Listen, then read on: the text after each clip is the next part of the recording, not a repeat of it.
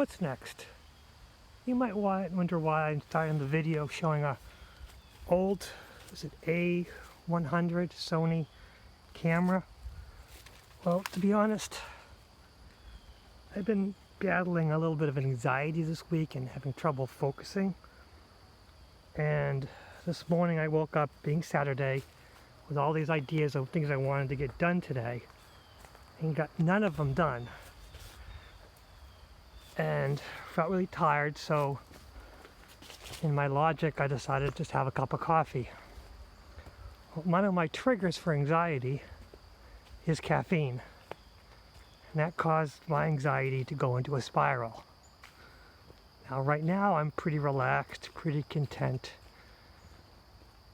and clear of this anxiety, and I'm figuring it'd be a good time to document what I did.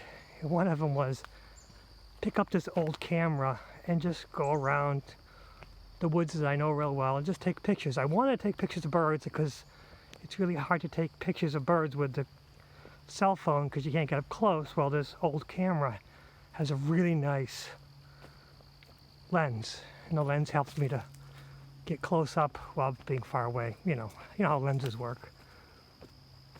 But the idea is I bought this camera for I think like $10 or $20 at either Savers or Salvation Army or something like that. Basically the battery was dead. It had no attachments, had no cable, no way of charging the battery, no way of even looking at anything. So they didn't even know if it worked. They had no way, because the cables and everything are proprietary pretty much, so there's no way of testing it, so they sold it for somewhere between $10 and $20. So I picked it up figuring what's the worst that can happen.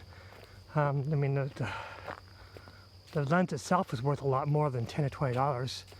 And if the body's garbage, at least I could sell the lens. Well, this turned into a project of finding batteries that might work for it to try it out, but I didn't want to pay too much. But also, buying a Sony battery for it would be very expensive. Well, buying off-market would be really cheap, but do they really work very well? Long story short, I found Vivitar made off-market batteries. I could get 2 of them for like $25 with a charger with it. That satisfied everything. I was able to get, it came with a card, memory card, which is nice. So I charged the battery works fine. I have a Vivitar battery as a backup, works fine. I can take about 5,000 pictures, between 4,000 and 5,000 pictures, but the idea is it doesn't matter. I'm walking around trying to get pictures of birds. I couldn't get any birds, so I started taking pictures of mushrooms, looking for different angles, and that cleared my mind. Idea of, if you're into an anxiety spiral and you're focusing on, oh, I didn't do this, like so far behind here, all these, oh, what ifs, it's too late for this, those kind of things, because one of the problems in anxiety is your hindsight is telling you you missed so much.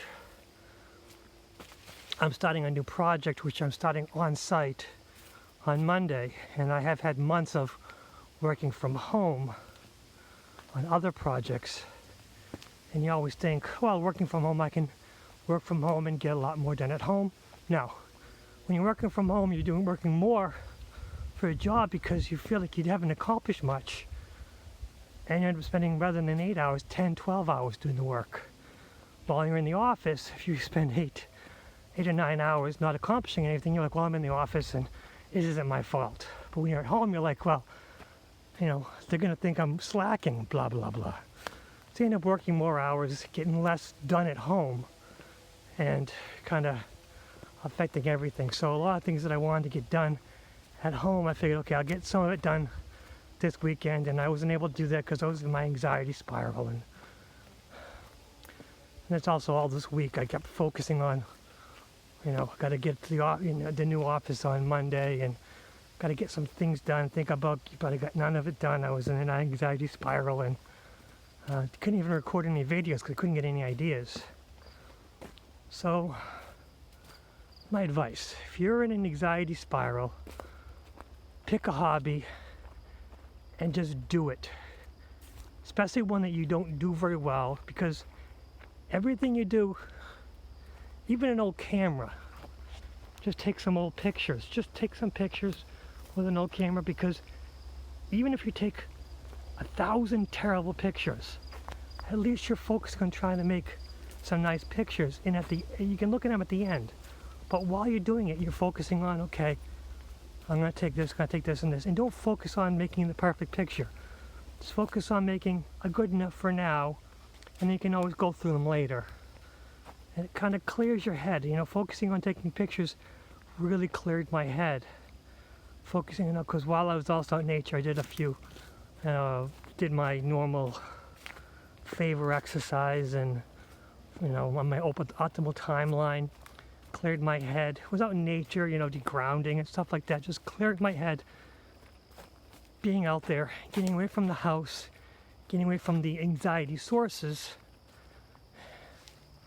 and hopefully cleared whatever the baggage I had, because a lot of times we're focused on, oh, I forgot to do this, or it's too late for that.